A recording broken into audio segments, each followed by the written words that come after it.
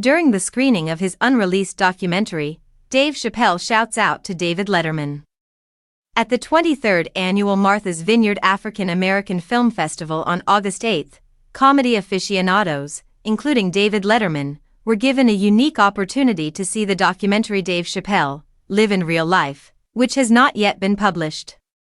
An even more uncommon audience discussion took place after the film's showing, which followed the comic's cherished cornfield comedy concerts throughout the epidemic. The documentary, initially titled Dave Chappelle, This Time This Place, had its debut at the first live Tribeca festival since the COVID-19 lockdown in 2021, to a crowded Radio City Music Hall. Distribution of his contentious Netflix program The Closer was allegedly halted by backlash to transgender jokes. Chappelle responded by doing a special tour that included a comedic act and the documentary. The public is still unable to see the documentary. Chappelle's visit was the most recent in a series of public appearances this year that also included collecting the President's Award at the 56th Annual NAACP Image Awards in February. The performance was part of his charitable endeavor to raise money for his high school in D.C., the Duke Ellington School of the Arts. Following a speech by Sandy Logan, the principal of Duke Ellington, the documentary was presented to the packed Martha's Vineyard Performing Arts Center by Stephen Bogner, who co-directed it with his now-deceased wife Julia Reichert. Bogner and Reichert both won Oscars for American Factory, which was produced by the Obama's production company Higher Ground, in 2020. All phones, including press phones, were zipped up and stored upon arrival, as is the norm for a Chappelle concert. Dave is the name of our neighbor.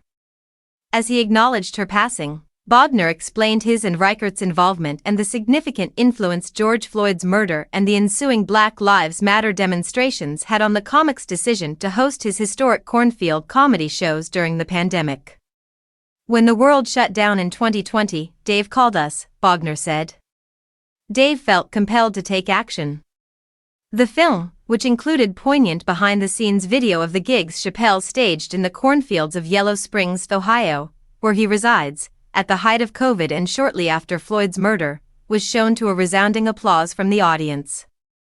With the help of his wife Elaine, Chappelle worked with his neighbors to develop a model for outdoor comedy gigs that included mask-wearing, socially isolated audiences over the course of more than 50 performances.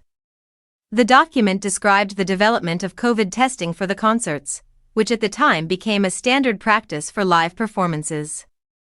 Along with musical performances by Common, Talib Kweli, Erykah Badu, and Questlove, as well as a special appearance by John Hamm, the film included many unscripted moments of Chappelle's interactions with his comedy friends, including Jon Stewart, the late Bob Saget, Chris Rock, Kevin Hart, Tiffany Haddish, and David Letterman.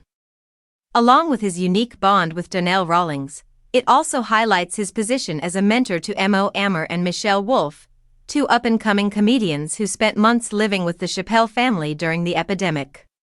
Wearing a suit, no tie, and shoes, Chappelle sat on stage as the credits rolled and clumsily spoke about the documentary, claiming that he was unaware of the planned open forum since I didn't read the brochure, I just showed up.